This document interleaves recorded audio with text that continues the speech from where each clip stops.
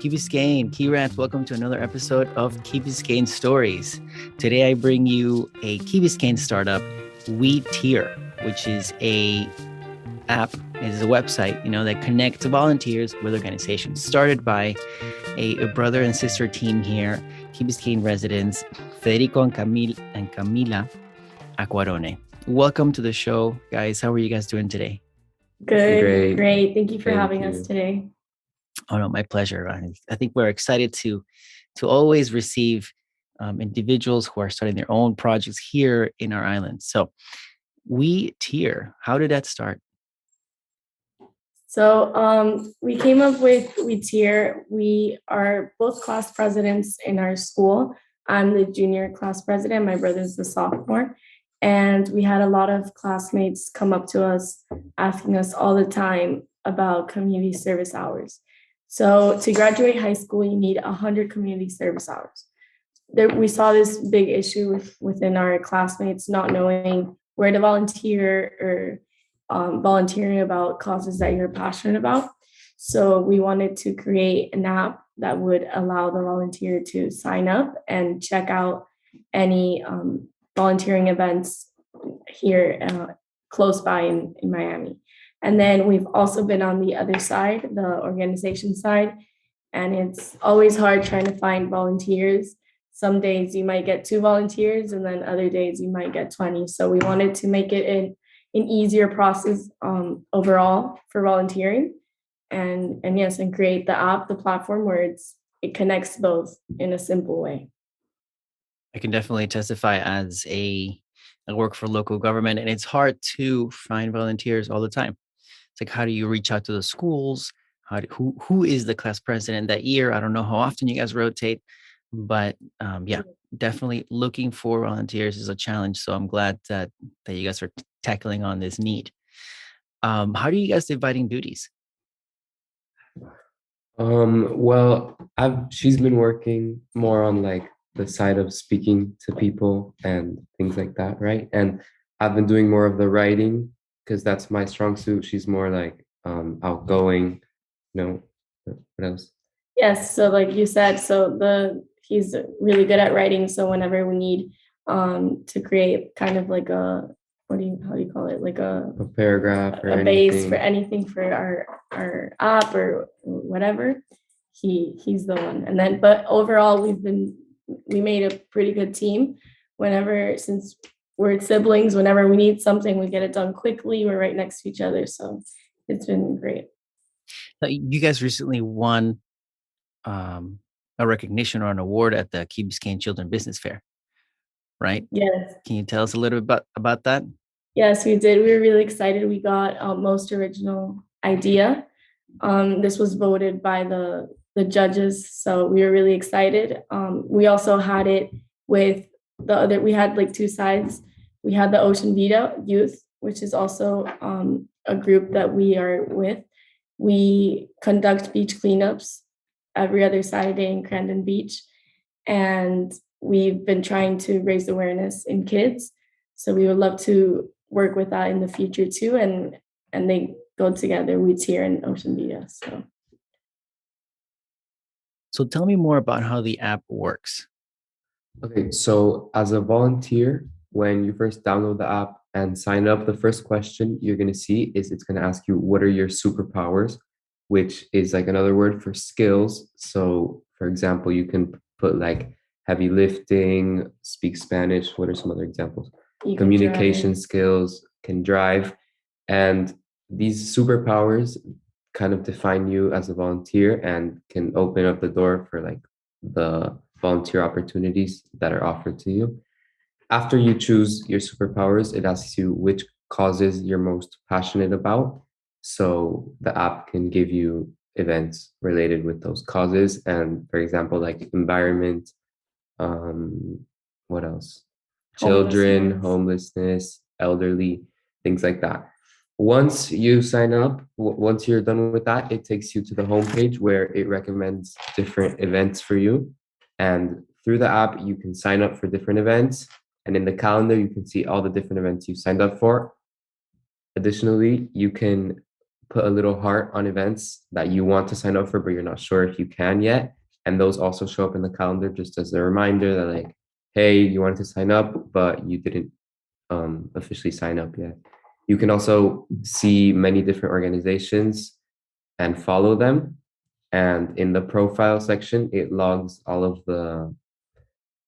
Hours. the hours at the things you volunteered through the app. And then for the organizational side, how does that look like?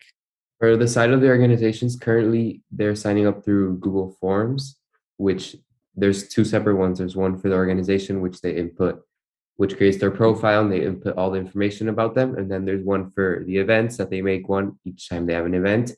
And right after they do it, they're placed on the app as an organization or whenever they have an event. Okay. That's cool. That's very cool. I mean, I actually downloaded the app and I started surfing through it. And you guys have a lot of local organizations already there. So it's pretty cool to see, that is packed. And I mean, I myself look forward to sign my organization, the one I work for, to see if we can get some volunteers whenever we do some food distributions in the county. I like that you guys use the word superpowers. Where does that come from? Yes. So, well, like he said, superpowers are skills that we believe that everyone has. Like everyone has their own superpowers, and the superpowers are what you will use when you go and volunteer and help others. The idea came out from a book. It was inspired from a book that I read. And basically, yeah, the book, there was a kid that was being bullied, but he didn't believe he was being bullied. Like everyone was ignoring him, and he thought he had the power of invisibility. Like his superpower was being invisible. So that's how the idea came out. Like everything, everyone's different, but everyone has their own superpower. Everyone has their power to help others. So that's how the idea came. I mean, I like it. It's very fresh, very seamless, and very clean and very nice, which is all the characteristics you want to see in apps and websites to make it seamless and easy to use and inviting, right? You want people to be like, oh, this is a great experience. And that was the first feeling that I had when I downloaded it before our interview. I was like, wow, they really put in a lot of work and designing this very well. So congratulations on that. Thank you. As siblings, starting a business or anything with family can sometimes be super positive, and it has its challenges as well, right? So how that experience has that been for you guys working together and developing a startup? Well, I think it's been great because whenever we need to get something done, we're, like I said before, we're right next to each other. Yeah. So in that sense, I think the biggest challenge though was trying to separate like family from creating the app. Sometimes we'd be in dinner, we would still be talking about it.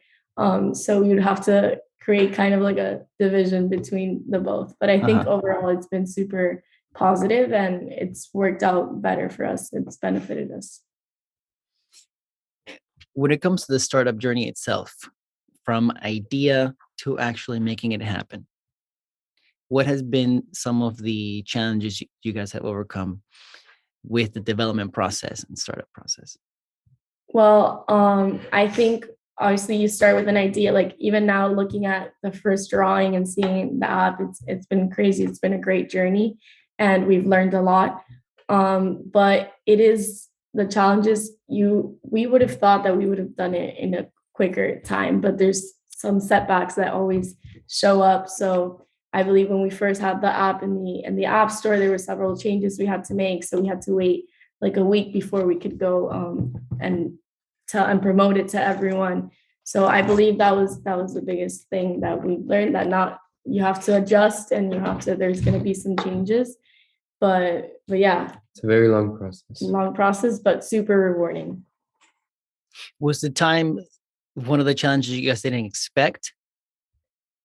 Yes, I think so. Not only the time, but having other setbacks that then the time was gonna take a longer time. Yeah. So we thought it was gonna be a quicker process, but we knew it was gonna be hard, but just a quicker process overall. So tell me more about the design process from idea to, I'm sure you guys wrote it on paper, on little post notes or anything. How did from idea to design to contacting the developers to actually seeing your first real draft? So I still have the first draft because we did it in an iPad. So I have like the little drawings. I remember we have from the superpowers, everything. That was like the first draft. Then we created a second draft. And then from that step, that's when we contacted the developers and we started working with them. We've been sending them, like I sent them our kind of like second or third drafts. They saw it. We did it like a prototype. We've been having meetings almost like this was summer. So we've been working with this project for a year now, almost, yeah, a little bit more than a year. Yeah. So in summer was when we started contacting the developers and having meetings with them, meeting with them like maybe once a week. Then they're like showing us the prototype. They show us the prototype. We say what we want to change, some things we have to change. And yes, and then as it progressed, we would meet more often. We would tell them new ideas, things that would come up later that we would think about, like liability, everything that comes up later in the process. And then recently it's been a lot more of kind of fixing the little things. And then, yeah, we got it in the app and now we're still meeting with them. Currently working on other parts of the app that we would love to incorporate. So we're going to keep on like this during this process. Because this has to have faces, right? As Apple updates, you guys need, this is going to be a constant thing. Are you guys ready for that? Are you guys looking forward to that journey? Yes, we're so excited for that journey. We have so many ideas that we want to put in the app to make it better, to make it more interactive. So we're super excited. And I'm looking forward to it. We're both looking forward to it. So this is phase one, I guess, of your app. Yes. Right. How does that second phase look like? Well, the second phase is going to have the profile for the organizations. So they're going to be able to log in and create their events through the app. And then that's when we approve it and it's just there. So that's going to be easier for the organizations. And then we're going to have an explore page where you can search for certain organizations specifically. And yes, there's a couple of other things that we don't want to spoil, but hopefully we will be able to put them in the app. Okay, cool. And if you have no limitations to funding or any limitations, what is the dream for the app to become? What is that? I think what we would love to happen is for it to be used like nationwide, right? And expand like just beyond Key Biscayne, beyond Miami, and just be huge and be able to use by everyone and everyone like being able to use it and facilitating the process for volunteering. Awesome. So who is this app for? Who can use this? Is it just for youth? No, the application, we made it for people of all ages. So anyone, little kids, high schoolers, adults, anyone who feels like going out to volunteer, they can go and they can volunteer. Overall, we want this to be a facilitating process, and we wanted to also raise awareness. Like in little kids don't need community service hours, but that's not why we do volunteering. So we believe that when you volunteer, you learn a lot, you grow a lot. So we always say too, like when you're helping others, you're helping yourself. So we want this to be a super growing volunteering, like learning from volunteering. And also in adults, like I know that everyone's super busy, but sometimes you do have a weekend off or a day off that you want to spend helping others. Our mom is also an inspiration. She's always been saying like, oh, I would love to help the elderly, but it's always been hard trying to find like opportunities where you could go and help. So with this app, hopefully everyone of all ages can log in and try to find something to help. So Camila, you mentioned your mom. So tell me more about your parents' support in this. I'm sure they've been around, providing you with mentorship and guidance. Can you guys tell me more about that? They've been our parents have been super supportive. We couldn't have done half of the app without them. Ever since the beginning, they've pushed us. They said if we did the work, if we stuck through it, we were going to be able to do it, and we were able to do it. So not only with that, they've also helped us with meetings, with new ideas, with more technical side, everything. So we're super grateful for them, because we know that without them, we couldn't even have done it. So yes, it's been great. Very helpful. How would you say they interacted? Were they with you guys the entire time, or do they come in, provide feedback and ideas, and then step back and let you guys develop? I think, well, yes, like we would think of ideas, do them, and then they would give us feedback. But then now, more recently, with having the app at the App Store, they've been helping us with everything, feedback, new ideas, reaching out to people. So it's been great having them. That's awesome. It's great. It's great to have your parents around, provide you with that feedback and support, and bring you that structure, to the startup. So, one of the things that we saw at the Key Biscayne Children's Business Fair, it was so many youth with so many ideas. So it's great to have organizations locally that support that. In your case, in the tech app space, what would you say to other kids that want to do something like that, but are concerned with their abilities of achieving something like that?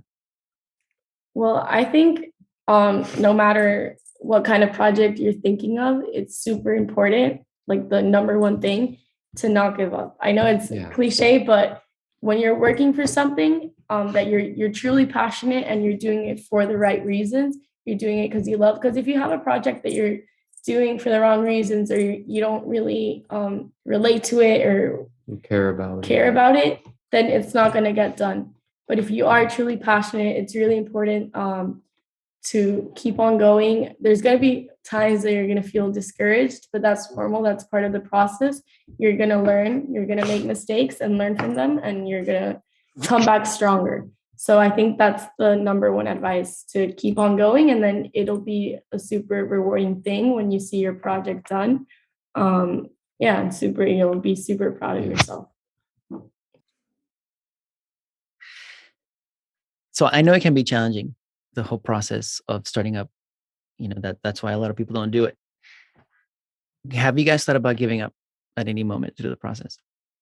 No, we haven't. There have been some challenging and frustrating times, I would say, but never thought about just completely giving up. We powered through it and we committed and stayed. Yeah. So like the frustrating time, it's we never thought, like you said, about giving up, but sometimes we wondered how far away are we from the finish line. It was just frustrating with a couple of setbacks, but I believe that like you said, we got through that and then we made it. So we're not completely done yet, but we made it to the first checkpoint.